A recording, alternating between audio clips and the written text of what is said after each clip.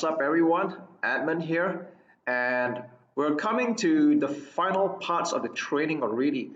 Now, before we get started, I want to make sure that you have already followed through on all the past weeks' training in Facebook advertising, and more importantly, that you have already taken action. And how do we know that? Is that you have already started running ads on your own. So the purpose of this whole module is to show you how Facebook advertising can be optimized and can be tweaked along the way. So in this video, we're going to talk about removing the losing ads and keeping the winners, and how to split tasks or how to tweak your advertising further. So right off the bat, I'm going to show you an example of one of our clients. And this is a rather unique client because we had picked up an aesthetic clinic and we're running a lead generation campaign for them. So whether you're selling your own digital product or you're selling your own e-commerce product, or even run a lead generation campaign to a service, whether it's your own or other people's, that's okay. It's pretty much the same mindset and mentality. And I think this just goes to show how versatile Facebook advertising can be. Now, what you're seeing here right now is a lead generation campaign for the aesthetic clinic, and this is one of the ad sets.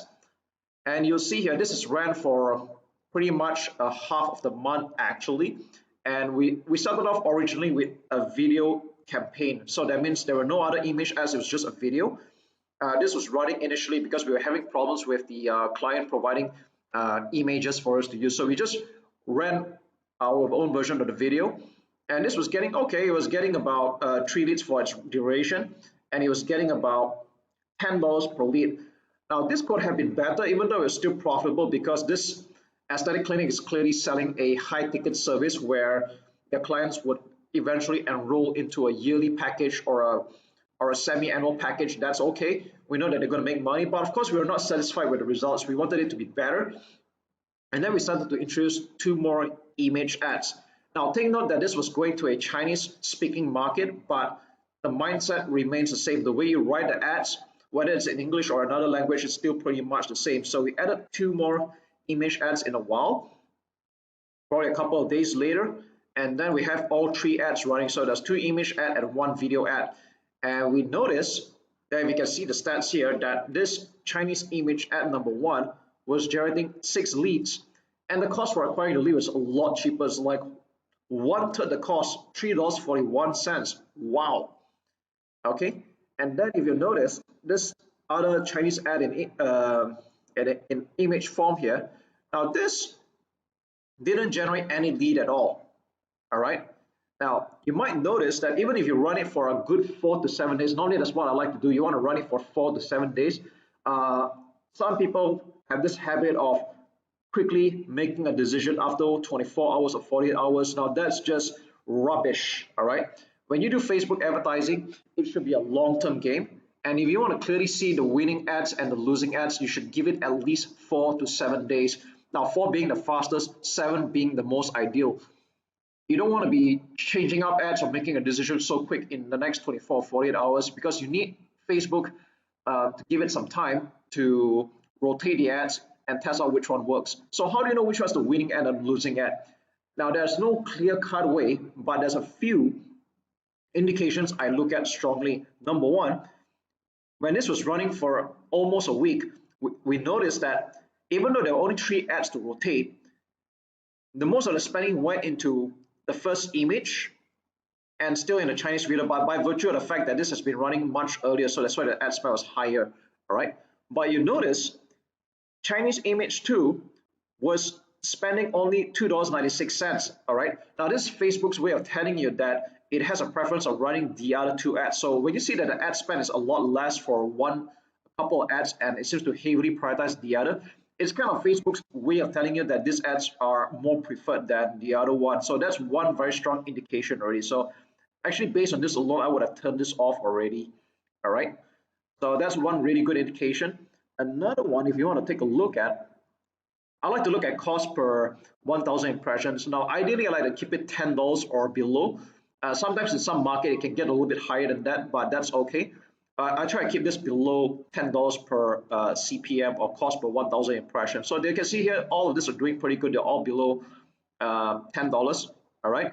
Click-through rate, I try to keep it 1% and above ideally, but so I think this is slightly okay. I'll still keep it that way.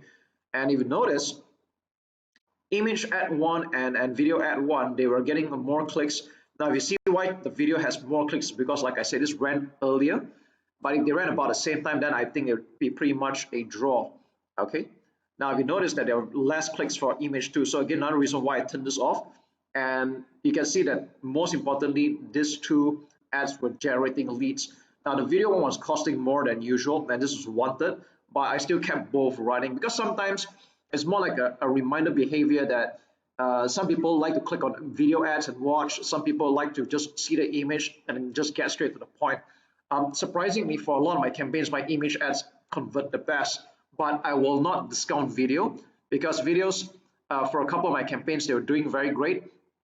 So ideally, you want to have both image and video. You don't just want to depend on one. All right. So this is one of the just some of the ways you can actually test out and see which was the losing ad, and then you turn it off.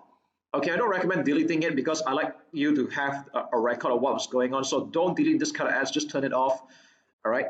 And then when you have these two ads left, if you want to continue split testing, which I recommend you to do until you're happy with the results, then you can start adding in more images or more ads for you to test out. However, I will not recommend that you test more than 5 in a row because even if you have a large ad spend, Facebook is going to struggle to rotate the ads because there's just too many ads to choose from. And if you're playing on a small budget, then the problem will be even more apparent. So normally I will keep it about 3 to 5 ads to split test at any given time. Just like this one, it was 3 ads. Okay, so maybe I'll just show you another example.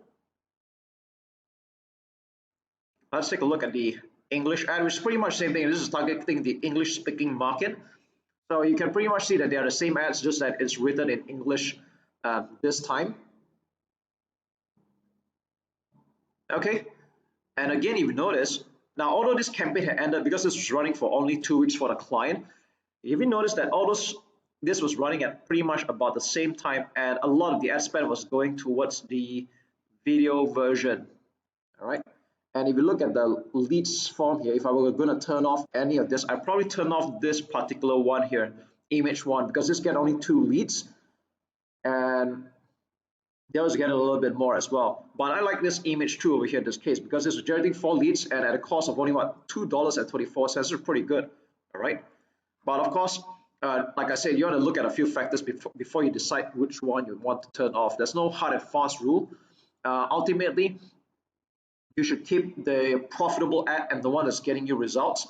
Sometimes the cost per lead can be slightly higher than usual, but if it's getting you results and you have a way of covering and profiting that through your funnels, then more power to you. All right. But between these 3 ads here, I'd say the image 2 is the winner. If I were to turn off any of the ads here, probably the image 1, since very little ad spend is going here. Or rather, this is actually still okay. All right. Probably add in another video in this case. Okay, so that's really all there is to it. I'll be putting up a PDF version of this whole split testing and optimizing so that you have a clearer picture. And all the best in your Facebook marketing success.